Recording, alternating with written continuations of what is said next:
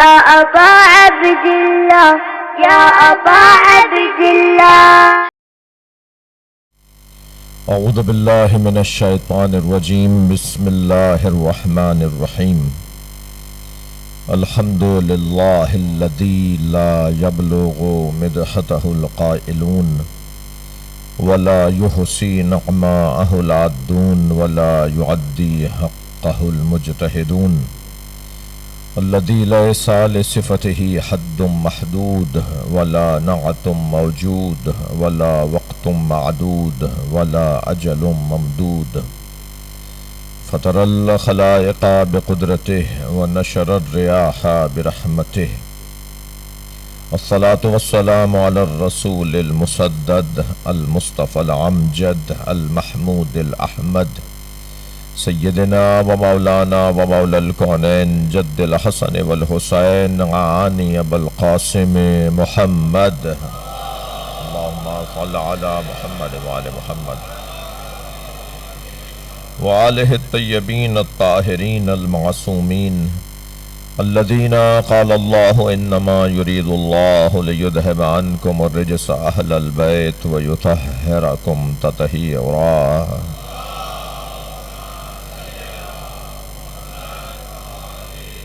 ولعنة الله على أعدائهم أجمعين من يوم عداوتهم إلى قيام يوم الدين. أما بعد، قال الحكيم في قرآن الكريم: بسم الله الرحمن الرحيم.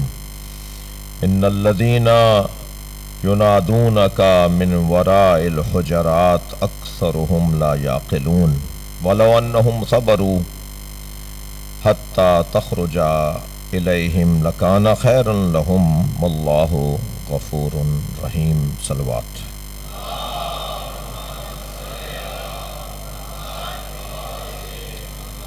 سورہ مبارکہ حجرات آیت نمبر 4 ہمیں پہلی 5 آیتوں کو، اس کے مفاد کو، اس کے مضمون کو، اس کے عنوان کو اپنے لیے نمونۂ عمل، ضابطہ حیات، اخلاقی اور تہذیبی دستور کے طور پر لینا ہے۔ اللہ اس معاشرے میں کسی کی توہین نہیں چاہتا۔ اللہ کسی کو ذلیل نہیں دیکھنا چاہتا، خاص طور پر انسان کو۔ حتیٰ جانوروں کو بھی اگر انسان کی خدمت میں قرار دیا ہے تو اس کا مطلب ہرگز انسان یہ نہ نکالے کہ وہ جانور ہو کر جانور کو مارے گا۔ اس کے بھی آداب ہیں، اس کے بھی طریقے ہیں۔ اگر حلال جانور کو ذبح کر رہے ہو تو دیکھو اس کے ہاتھ پیر باندھ دینا تاکہ وہ تڑپے نہیں، مضطرب نہ ہو۔ چھری اتنی تیز ہو کہ ایک ہی بار میں اس کے اوداج اربع، اس کی 4 رگیں کٹ جائیں، اسے اذیت کا سامنا نہ ہو۔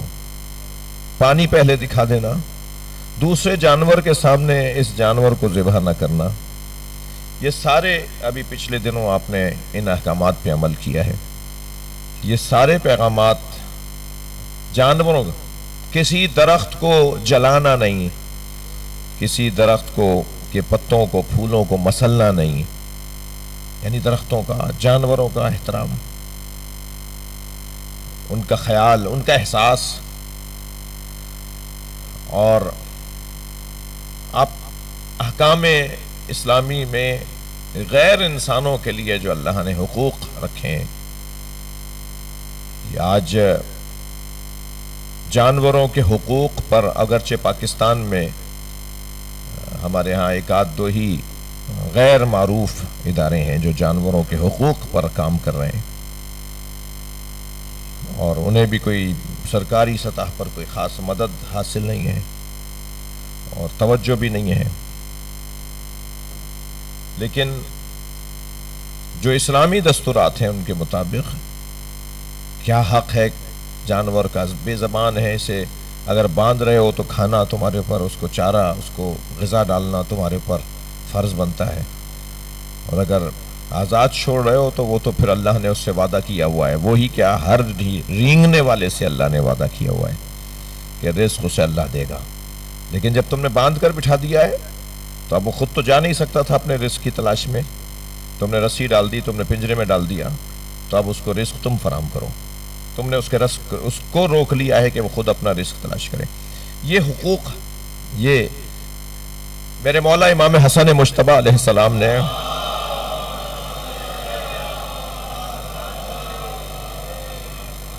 ایک شخص کو دیکھا جو ایک بکری کو ڈرا رہا تھا، یعنی اس نے ایسا ایک عمل انجام دیا جس سے وہ ڈر کر دور بھاگ گئی، اور پھر جب وہ حضرت کے قریب آیا تو حضرت نے اسے بات نہیں کی، وہ بات کر رہا ہے، حضرت کا دل نہیں ہے اس سے بات کرنے کو۔ جب وہ اتنا اسے محسوس ہوا کہ حضرت مجھ سے ناراض ہیں، مجھ سے خفا ہیں، تو اس نے پھر اس کا اظہار چاہا کہ مولا مجھ سے کوئی غلطی۔ حضرت نے فرمایا تم نے یہ کیا کیا ہے؟ تم نے ایک جانور کو اذیت پہنچائی، اس کو ڈرایا، اسے خوف زدہ کیا۔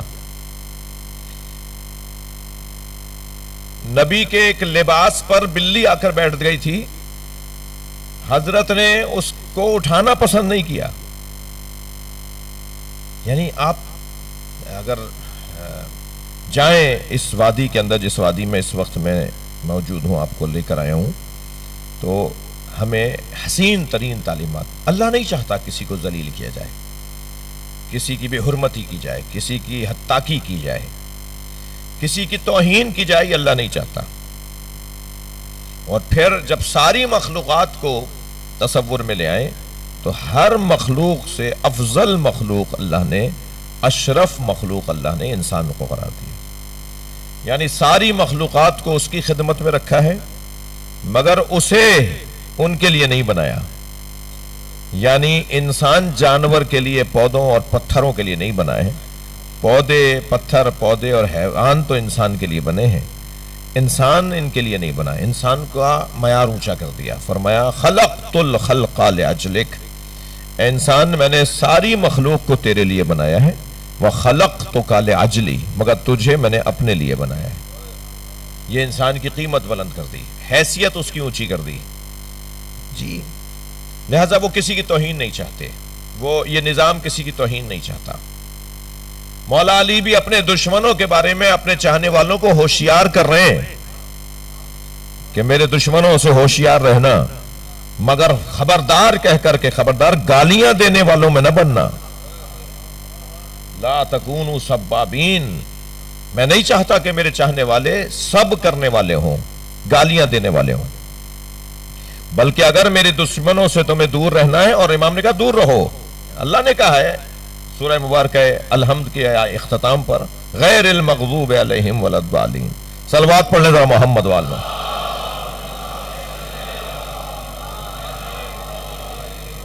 تو اللہ بھی انعمت علیہم کا تصور بھی ذہن میں ڈالنا چاہتا ہے، غیر المغضوب علیہم کا تصور بھی ذہن میں ڈالنا چاہتا ہے۔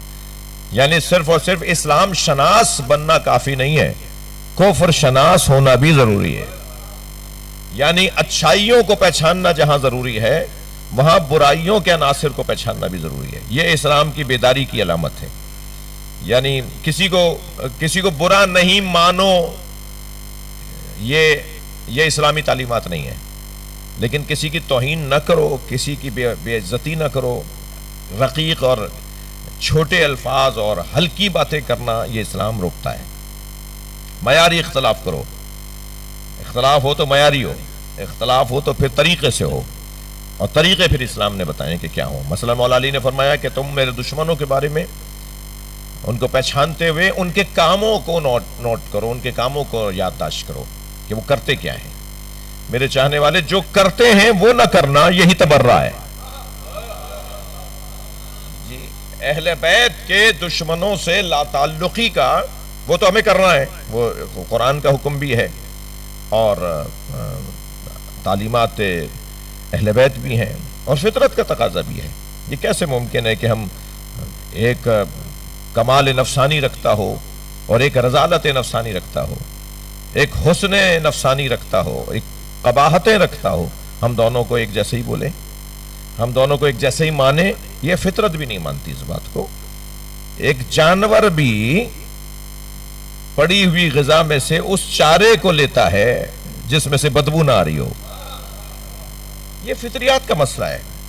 مگر اس کا یہ مطلب ہے کہ تم ان کے کاموں کو، مولا فرما رہے ہیں، ان کے کاموں کو دیکھتے رہو اور وہ افعال انجام نہ دو جو ہمارے دشمن انجام دیتے ہیں. یہ مفہوم تبرہ ہے. تبرہ فروعات دین میں سے ہے یا نہیں؟ تھوڑی سی گردن ہلائیے. نماز، روزہ، حج، زکوٰۃ، خمس، جہاد، امر بالمعروف، نہی عن المنکر، تولا، تبرہ. ٹھیک ہے، یہ تبرہ فروعات دین میں ہے. اصول دین میں توحید، عدل، نبوت، امامت، قیامت. 5 اصول دین اور 10 فروعات دین. اصول دین کا تعلق ہے عقائد کے ساتھ، آئیڈیالوجی، تصور، نظریہ. اور فروعات دین کا تعلق ہے کردار، عمل. نماز ایک عمل ہے نا، ارکان ہے اس کے، ایک طریقہ ہے. روزہ ایک عمل ہے، حج ایک عمل ہے، زکوٰۃ ایک عمل ہے. عمل ہے نا، تو پھر تبرہ بھی عمل ہے. تبرہ کو قول میں محدود کر دینا اور اہل بیت کے دشمنوں پر لعنت کہہ کر، بے شمار کہہ کر خاموش ہو جانا، یہ تبرہ ہوا کہاں بھی؟ یعنی اگر میں کہوں کہ اہل بیت کے دشمنوں پر لعنت، بہت اچھی بات ہے، سب کہیں بے شمار، مگر عمل کہاں ہوا؟ یہ تو قول ہے. اور بہت سارے لوگ تو دیکھا دیکھی میں بول دیتے ہیں. اس لیے مجھ جیسے لوگوں کو تو بہت زیادہ محتاط رہنا پڑتا ہے کہ کیا معلوم کہ عادتاً کوئی نعرہ لگائے اور عادتاً کوئی جواب دے دے. تو یہ تو تبرہ نہیں ہوا. تبرہ قول نہیں ہے، تبرہ تو عمل ہے. کرنے کا کام ہے، کہنے کا کام نہیں ہے. ہاں، اقرار بہت ہی آسان اور سستا اور انتہائی ابتدائی مرحلہ ہے عمل کا. زبان کا ہلانا یہ انتہائی کم اور آسان عمل ہے. تو اللہ نہیں چاہتا، یہ ضمناً بات آئی ہے، اللہ نہیں چاہتا کسی کی، سب کو اللہ عزیز رکھنا چاہتا ہے، سب کا احترام کروانا چاہتا ہے. میں ان بچوں اور جوانوں سے کہوں گا، ان آیات کی روشنی میں، جو آیات میں روزانہ تلاوت کر رہا ہوں، اس کی تفسیر میں ہوں اس وقت. جی، 2 کام میرے بچوں اپنے ذہن میں بٹھا لو. محرم کے ایام ہیں، کچھ سیکھنے کے ایام ہیں. میں بچیوں سے بھی جو مجلس میں آئی ہوئی ہیں، اپنے گھر کے بڑی بیویوں کے ساتھ، خواتین کے ساتھ، ان سے بھی کہہ رہا ہوں اور نوجوانوں سے بھی گزارش کر رہا ہوں کہ 2 کام اس مجلس سے لے کر چلے جائیں. ایک تو کبھی تکبر نہیں کرنا، غرور کو قریب نہیں آنے دو. تکبر اللہ کو پسند نہیں ہے. اللہ عاجز لوگوں کو پسند کرتا ہے، اللہ خاکسار لوگوں کو پسند کرتا ہے. تو اگر مجھے پتا ہے کہ میرے اندر یہ بیماری آ رہی ہے یا آ سکتی ہے، تو اس کا علاج، اس کا تدارک مجھے کرنا ہوگا. اس کے تدارکات میں، اس کے علاجوں میں سے ایک علاج ہے مجلس امام حسین میں زمین پر بیٹھنا. مجھے اگرچہ میرے مولانا قبلہ نے ابھی اپنے اس عشرے کے حوالے سے کچھ فرمایا، کچھ میں نے سنا، کچھ میرے آنے سے پہلے مولانا سے استفادہ ہوا. مثلا اگر انتظام، عرفان بھائی تشریف فرمائے، اگر انتظامات میں صاحب دریاں صحیح نہیں بچھا سکے، تو میں نے کچھ لوگوں کے بارے میں سنا ہے کہ وہ اس کے انتظار میں ہی نہیں ہے کہ بقیت اللہ کی انتظامیہ، وہ انہیں سوچنا چاہیے، وہ علیحدہ بات ہے، لیکن لوگوں کو انتظار نہیں ہے کہ کوئی دری بچھائے گا. جی، حسن یہی ہے کہ زمین پر بیٹھ گئے، فرش پر بیٹھ گئے، جہاں جگہ فٹ پاتھ پہ جگہ ملی. آواز آنی چاہیے کہ مولانا مولا کا ذکر کیا کر رہے ہیں، خطیب مولا کے بارے میں کیا بول رہا ہے، مولا کے نام پر کیا بول رہا ہے. یہ جو جہاں جگہ ملی بیٹھ گئے، جہاں جگہ ملی وہاں پر، اب یہ نہیں دیکھا کہ کپڑے کیا ہوں گے، خراب ہوں گے، کیا ہوگا، نہیں. یہ جو ہے یہ مشق ہے تکبر مٹانے کی، یہ غرور مٹانے کی ایک مشق ہے. اللہ کی کتنی بڑی نعمت ہے یہ عزاداری. یہ کچھ کو تو زندگی میں پتا چل گیا ہے، کچھ کو مرنے کے بعد پتا چلے گا، یقین جانیے. اس کی جو رحمتیں ہیں نا، اس کی جو روحانی فائدے ہیں. تو ایک تو گزارش میرے جوانوں سے یہ ہے، اپنے عزیزوں سے، کہ تکبر کو قریب نہیں آنے دو. اور دوسری گزارش، قرآن کی ان پہلی 5 آیات کی تفسیر میں دوسرا استفادہ یہ ہے کہ کسی کو حقیر نہ سمجھو، کسی کو حقیر نہیں سمجھو، عیسائیوں سے نفرت نہیں کرو، ہندوؤں سے نفرت نہیں کرو، یہودیوں سے، صہیونیوں کی بات نہیں کر رہا، صہیونی ہمارے ساتھ حالت جنگ میں ہے، صہیونی یہودی اور ہے، اسرائیلی یہودی اور ہے، یہودی اور ہے، بلکہ جو اصالتاً یہودی لوگ ہیں نا وہ صہیونیوں سے بھی تنگ ہیں۔ ذرا اس موضوع پر آج میرے کہنے کے بعد بعض جوان کام کریں کہ میں کیا کہہ رہا ہوں۔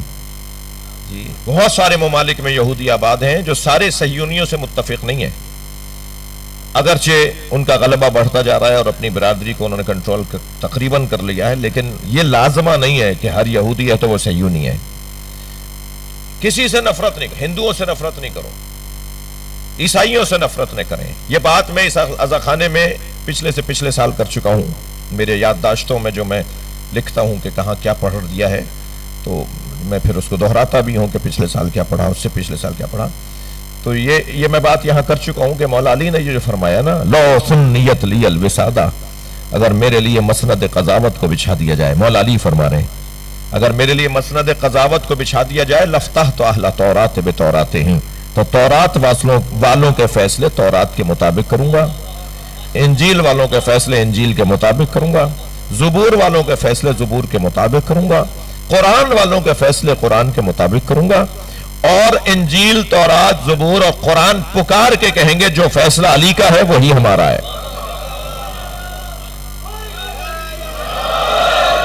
تو یہ جو پیغام مولا علی دے رہے ہیں کہ میں انجیل کے مطابق، زبور کے مطابق، تورات کے مطابق فیصلے کروں گا، یہ جہاں توجہ چاہوں گا، میرے دوست تشریف فرما رہے ہیں، ایک بلندتر صلوات ہدیہ کریں نبی کو۔ یہ جو حضرت فرما رہے ہیں کہ میں ان کے فیصلے، توجہ ہے، ان کے فیصلے ان کے مطابق کروں گا، جہاں یہ مولا کا فرمانا وسعت علم علی پہ دلیل ہے کہ علی تورات، زبور، انجیل، قرآن ساری آسمانی کتابوں کو جانتے ہیں، علی کا علم اتنا وسیع ہے، وہاں وسعت قلب علی پر بھی دلیل ہے۔ نہیں فرما رہے کہ میں یہودیوں کے، عیسائیوں کے فیصلے نہیں کروں گا، مسلمان ہو جائیں، کلمہ سنائیں تو بات کروں گا، نہیں بھائی، انسان ہے، زبردستی تو نہیں ہے دین قبول، لا اکراہ فی الدین کا یہی تو مطلب ہے کہ جو مسلمان نہیں ہونا چاہ رہا تو آپ کے ڈنڈے کے زور پہ تو اسے مسلمان نہیں کریں گے۔ اسلام تلوار کے زور پہ تو نہیں پھیلا، اسلام تلوار کے زور پہ نہیں پھیلا ہے، محمد اور اہل بیت کے اخلاق کے زور پہ پھیلا ہے، نبی کے اہل بیت اور نبی کے اخلاق کے ذریعے سے پھیلا ہے۔ فرمانے میں ان کے فیصلے کروں گا، وہ عیسائی رہے اور علی کے دروازے پہ آئے گا تو دروازہ کھلا ملے گا، تو علی تو ان کے لیے دروازہ کھول رہے ہیں اپنا، تو ہمیں کسی ہندو سے، کسی عیسائی سے نفرت نہیں کرنی۔ علی مولا کے دسترخوان سے ایک غذا دے دوں آپ کو، مولا علی کے دسترخوان کی ایک غذا آپ کو میں ہدیے کے طور پہ دے رہا ہوں۔ مولا فرما رہے ہیں، مالک میں جہاں تمہیں گورنر بنا کے بھیج رہا ہوں وہاں تمہارے دو طرح کے بھائی ہیں، اما اخ لک فی الدین، یا تمہارے دین میں تمہارا بھائی ہے، اور نذیر لک فی الخلق، یا تمہارے انسان ہونے میں تمہارا بھائی ہے۔ تو ہمیں انسانیت کی بنیاد پر ایک دوسرے سے پیار کرنا ہے یا دین کی بنیاد پر ایک دوسرے سے پیار کرنا ہے؟ میرے ہم مذہب سے جو پیار ہے وہ بھی فطری ہے، اور مولا فرما رہے ہیں انسان ہونے کے ناطے بھی لوگوں سے پیار کرو۔ بہت دیر لگائی میں نے ایک جملہ کہنے میں، اللہ جب جانوروں کا پیار چاہتا ہے، پودوں کے حقوق چاہتا ہے، اللہ جب انسانوں کے حقوق چاہتا ہے، اور اللہ کے نبی نے ہمیں یہی سمجھایا ہے اور نبی کی اہل بیت نے ہمیں یہی بتایا ہے، جب سب کا ادب، احترام، خیال، احساس رہے تو یہ کیسے ممکن ہے جس کی وجہ سے اللہ نے کائنات بنائی ہے اس کی بے ادبی برداشت کر لی جائے؟ نبی کا ادب سب سے پہلے، نبی کا احترام ہر احترام سے پہلے ہے۔ نبی مکرم کے بارے میں اللہ چاہتا ہے کہ میرے نبی کی تعظیم کی جائے۔ میرے مولا صادق علیہ السلام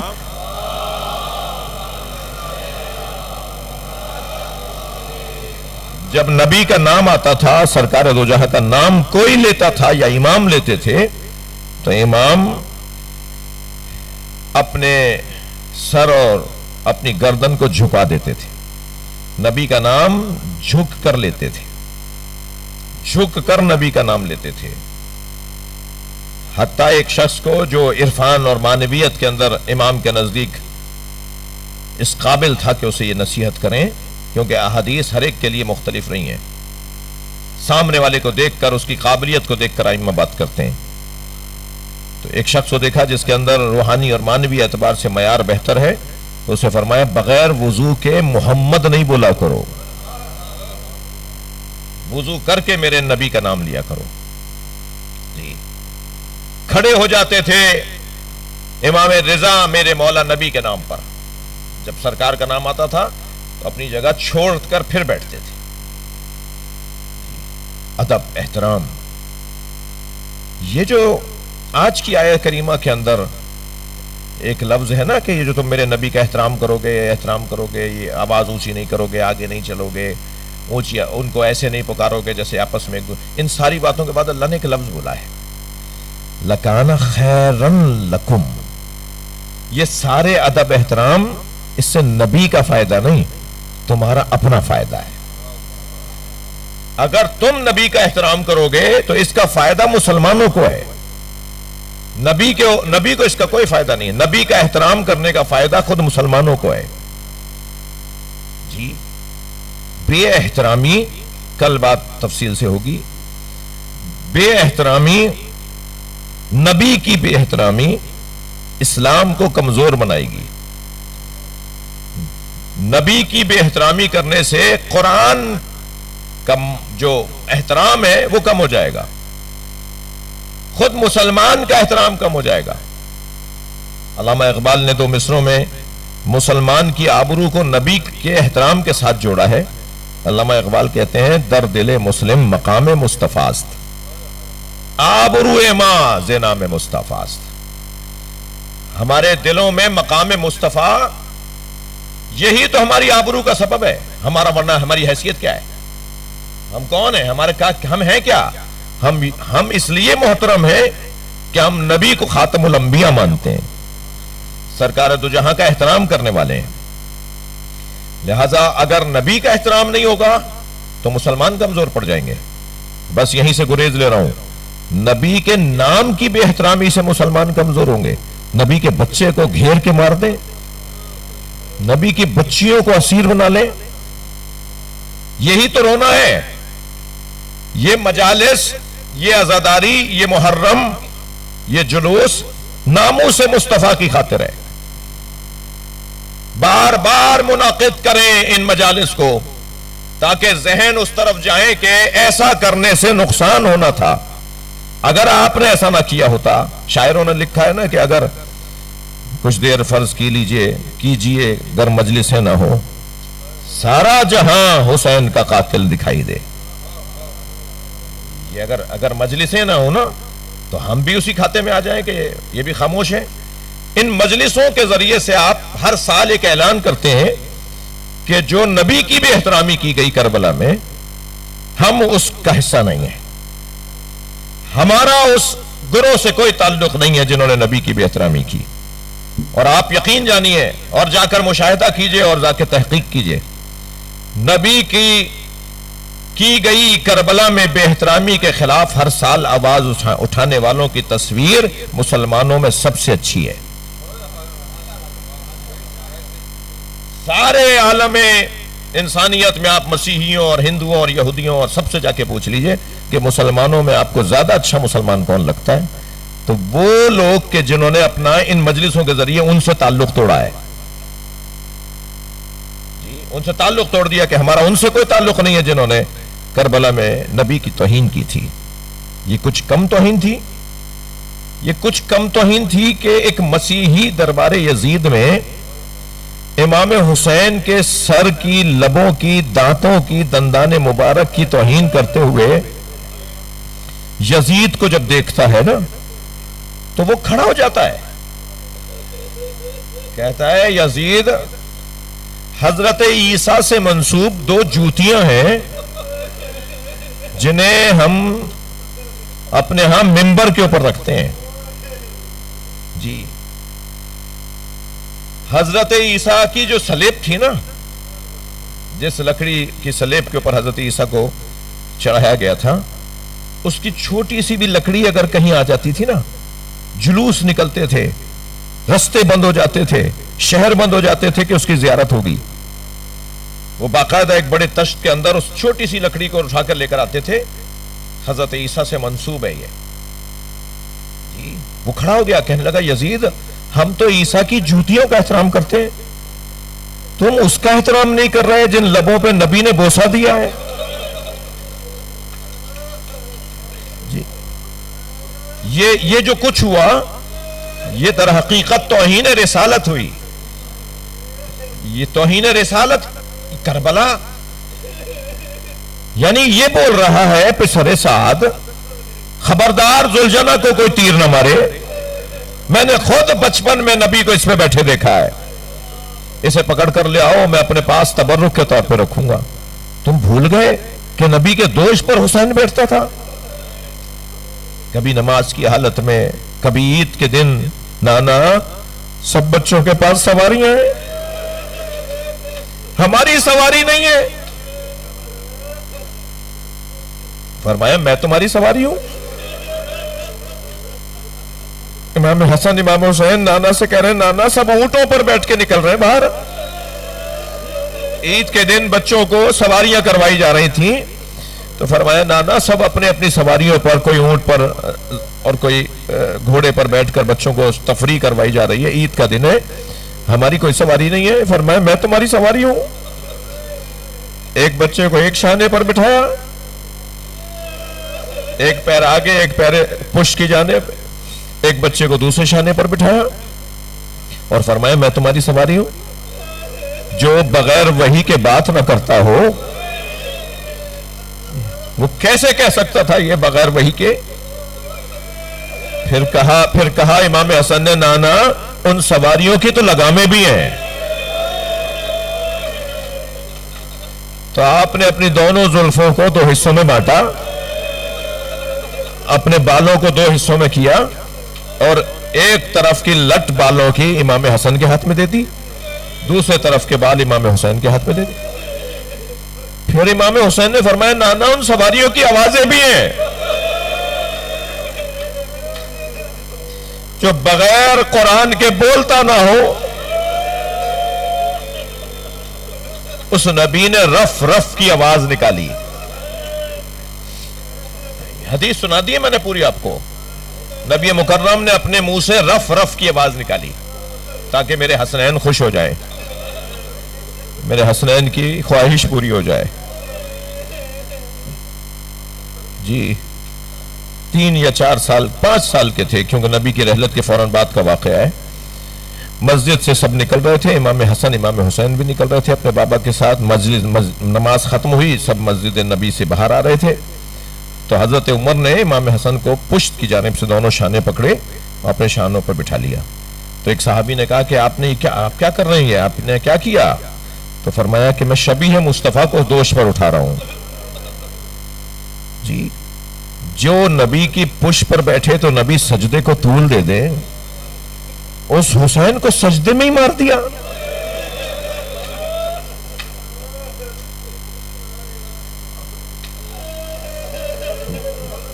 عزیزوں میں آپ کو اپنی عقیدتوں کا اظہار کر رہا ہوں، ان مجلسوں میں کوتاہی نہ کریں۔ آج 6 محرم ہو گئی ہے، جو پہلی محرم سے آ رہے ہیں وہ تو کیا ہی کہنا، لیکن اگر آپ کے بھائی بھتیجے میں عزیز اور قارب میں کوئی اب تک بھی نہیں آیا نا مجلس میں، اس کو جا کے سمجھائیں کہ یہ وقت دوبارہ نہیں آئے گا، یہ 6 محرم پھر سال بھر بعد آئے گی، موقع ضائع نہ کرو۔ ٹھیک ہے کہ شہنشاہ حسین نقوی کے پاس کوئی علم نہیں ہے، کیا جا کے انہیں سنے وہ آپ، لیکن جب مصائب کا بیان ہو رہا ہوتا ہے نا تو اس میں تو سب آ کے بیٹھ جاؤ نا، تاکہ کچھ دیر کے لیے ہم کربلا چلے جائیں۔ جب مصائب پڑھے جا رہے ہوتے ہیں نا، ہم اتنی دیر کے لیے کربلا چلے جاتے ہیں۔ اللہ آپ کو اجر عطا فرمائے، اللہ آپ کو کوئی غم نہ دے سوائے غم اہل بیت کے، ہمیں کوئی غم نہ ہو اور ہمیں رونے رلانے والوں میں اللہ قرار دے۔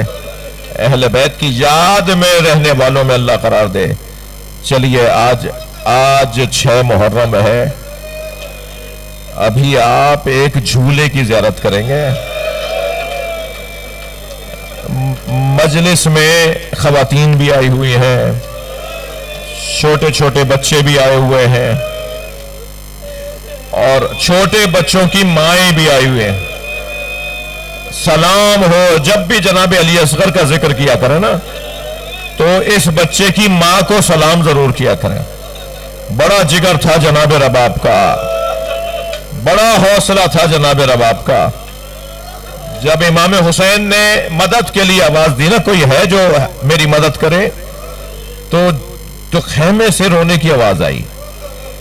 امام نے دوبارہ آواز دی تو آواز اور بڑھ گئی، وہ اتنی اونچی آواز ہوئی رونے کی کہ امام نے خیمے کے قریب جا کے سوال کیا، بہن زینب ابھی حسین زندہ ہے، یہ خیموں سے بیویوں کے رونے کی آواز کیوں آ رہی ہے؟ کہ بھیا جب آپ مدد کے لیے پکارتے ہیں تو دشمن تو آپ کی مدد نہیں کرتا، یہ علی اصغر خود کو جھولے سے گرا دیتا ہے۔ امام نے فرمایا رباب سے کہو، بہن زینب اس بچے کی ماں سے کہو کہ اسے آمادہ کر کے مجھے دے دے، میں اسے پانی پلا کر لے آتا ہوں۔ جناب رباب نے ایک اجلا سا کرتا پہنایا، بالوں میں کنگھی کی، آنکھوں میں سرما دیا، اور اظہر حسن زیدی صاحب کا ایک مصائب کا جملہ ہے، وہ کہتے ہیں پیشانی پہ بوسہ دیتے ہوئے کہا، اگر جنت میں دادی زہرا نے پوچھا تمہاری ماں نے منہ کیوں نہیں دھلایا تو کہہ دینا پلانے کو پانی نہیں تھا۔ اجر و کمال اللہ، اجر و کمال اللہ، اللہ آپ کو کسی غم میں نہ رلائے سوائے غم اہل بیت میں۔ آمادہ کیا جناب رباب نے اور امام حسین کی گود میں دے دیا، اور امام حسین نے، میر انیس نے اس کیفیت کو نظم کیا ہے مرثیے میں۔ 2 مصرے بیت کے 2 مصرے مجھے یاد آ رہے ہیں۔ میر انیس کہتے ہیں کہ بنا کر شکل مجاہد کی لے چلے شبیر، الٹ دیا علی اصغر کی آستینوں کو۔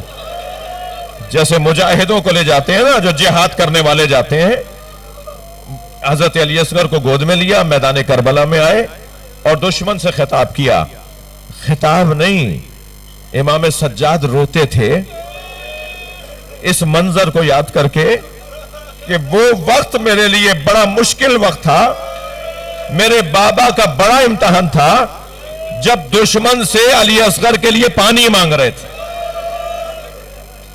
فرمایا کوئی ہے جو میرے بچے کو پانی پلا دے؟ اجر و کمال اللہ، اجر و کمال اللہ، کوئی ہے جو میرے بچے کو پانی پلا دے؟ جب امام حسین نے کہا نا علی اصغر تم بتا دو کتنے پیاسے ہو، تو اس ننھے سے بچے نے اپنی سوکھی زبان نکالی، مجھ سے بیان نہیں ہو پائے گا۔ جب پیاس کی وجہ سے زبان خشک نظر آ رہی تھی تو ایک کوہرام بپا تھا، لوگ اس منظر کو دیکھ کے پریشان ہو رہے تھے، تو پھر آواز آئی کہ حسین کے کلام کو قطع کر دو۔ تیر پھینکا جو گلے میں جا کے لگا، حسین کے بازو کو زخمی کیا، امام نے چلو میں علی اصغر کا خون لے لیا۔ اللہ اللہ آپ کو کسی غم میں نہ رلائے۔ آسمان کی طرف دیکھا، آواز آئی کبھی پانی نہیں برسے گا۔ زمین کی طرف دیکھا، آواز آئی کبھی فصلیں نہیں اگیں گی۔ امام نے وہ خون اپنے چہرے پر مل لیا۔ یہ وہی خون ہے جب جناب علی اصغر، جب جناب سکینہ کی گود میں ان کے بابا حسین کا سر زندان شام میں آیا تھا نا، تو پہلا سوال یہ کیا تھا، بابا آپ کے چہرے پہ کس کا خون ہے؟ یہ وہی علی اصغر کا خون امام حسین کے چہرے پر ہے۔ اور پھر فرمایا یا اللہ میں اسی چہرے کے ساتھ تیری بارگاہ میں آؤں گا، محشر میں اسی چہرے کے ساتھ آؤں گا، اسی چہرے کے ساتھ تیری بارگاہ میں حاضری دوں گا۔ اب بچے کا لاشا امام حسین نے اٹھایا ہوا ہے، مجھے جلدی نہیں ہے، رونے کے دن ہے، اگرچہ میرے لیے تھوڑا مشکل ضرور ہے، مجلسوں کا سفر ہے، مگر مجھے نہیں پتا کہ آئندہ کیا لکھا ہے ہماری زندگیوں میں. امام نے بچے کا لاشا ابا کے دامن میں ڈھانپا, یعنی ابا ڈال دی امام نے بچے کے لاشے پر, اور لے کے چلے ہیں خیمہ گاہ کی طرف. اب میں آپ سے سوال کر رہا ہوں کہ جب امام جا رہے تھے نا تو کیا کیفیت تھی؟ کیفیت بیان کرنا مشکل ہے, مگر اندازہ لگایا جا سکتا ہے کہ امام کی کیفیت کیا رہی ہوگی. سنیں گے. امام لاشا لے جاتے ہوئے کہہ رہے تھے, حوّن علیہ انہو بعین اللہ, یہ مصیبت مجھ پہ آسان ہو رہی ہے اس لیے کہ مجھے پتا ہے اللہ دیکھ رہا ہے. یا اللہ مجھ سے اس قربانی کو قبول کر لے. یہ کہتے ہوئے امام حسین خیمے کی طرف جا رہے ہیں, اور جیسے ہی خیمے کے قریب گئے تو نہ جانے کیا سوچا, الٹے پیر واپس ہونے لگے. الٹے پیر مڑ کر نہیں ہو رہے ہیں, الٹے پیر واپس ہونے لگے. پھر کچھ پیچھے گئے تو پتہ نہیں کیا خیال آیا, پھر آگے آنے لگے. پھر آگے آئے, پھر خیال آیا, پھر پیچھے آنے لگے.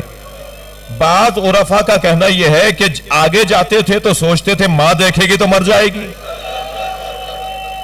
پیچھے آتے تھے سوچتے تھے کہ ماں نے اگر مجھ سے بچہ مانگ لیا, میرے والی میرے بچے کا لاشا ہی دے دو, میں کیا جواب دوں گا رب آپ کو. اس کیفیت میں کبھی آگے جاتے کبھی پیچھے آتے ہیں. اچھا, بڑے آرام سے چین سے سکون سے بچہ بابا کی گودی میں ہے, کوئی پیروں میں حرکت نہیں ہے, کوئی ہاتھ پیروں میں حرکت نہیں ہے, اس لیے کہ بچہ تو سو گیا. اس بچے کو تیر مار دیا, اس کی روح پرواز کر گئی. مگر کچھ دیر پہلے سکینہ نے تڑپتا دیکھا تھا.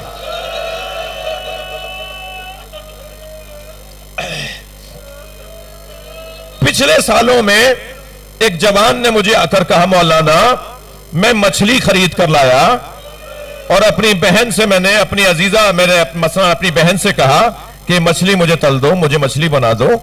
تو دادی کی آواز آئی, خبردار محرم میں مچھلی نہیں کھاتے. تو میں نے دادی سے کہا, دادی حلال ہے, اللہ کا حلال ہے, کیوں محرم میں مچھلی نہیں کھا سکتے؟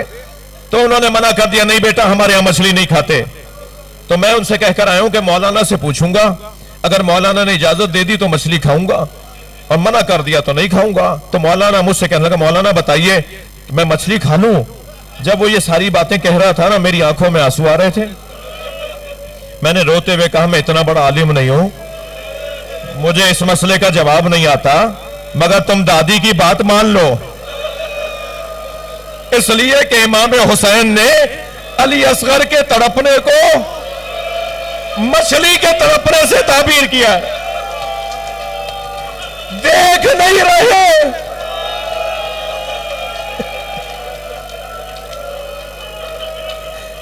میرا بچہ مچھلی کی طرح تڑپ رہا ہے.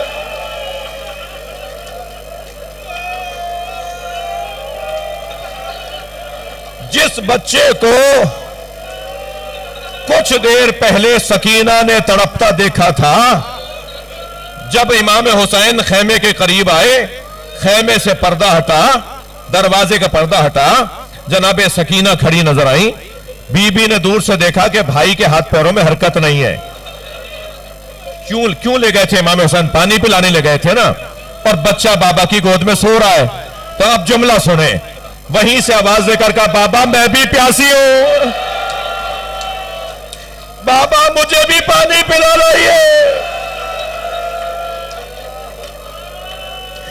کیا بتائیں امام حسین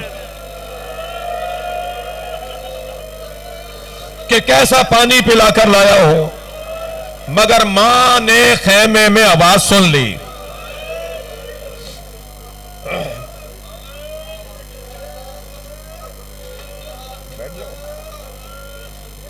ماں نے خیمے میں آواز سن لی کہ حسین آ گئے.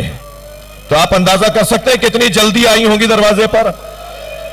جیسے ہی دروازے پر پہنچی تو کیا دیکھا, حسین سامنے کھڑے. آگے اب ماں ہے نا, کتنی جلدی آگے بڑھی ہوں گی. تو امام حسین نے آتی ہوئی رباب کو دیکھا تو پیچھے ہٹنے لگے, اور پیچھے ہٹتے ہوئے فرمانے لگے, رباب بتاؤ میں کون ہوں؟ عجیب سوال ہے جو اپنی زوجہ سے کر رہے ہیں. امام حسین اپنی ہی زوجہ سے سوال کر رہے ہیں میں کون ہوں؟ جناب رباب نے کہا آپ میرے امام ہیں، آپ حجت خدا ہیں، آپ اللہ کے ولی ہیں۔ جب امام نے یہ جملے سنے ابا کا دامن ہٹا دیا، ماں نے خون میں لت پت بچہ دیکھا، ننے ننے لبوں پہ لب رکھ دیے، فرمایا میرے لال عرب اونٹنی کا بچہ بھی نہر نہیں کرتا، کیا تو جیسوں کو نہر کیا جاتا؟ یا حسین یا حسین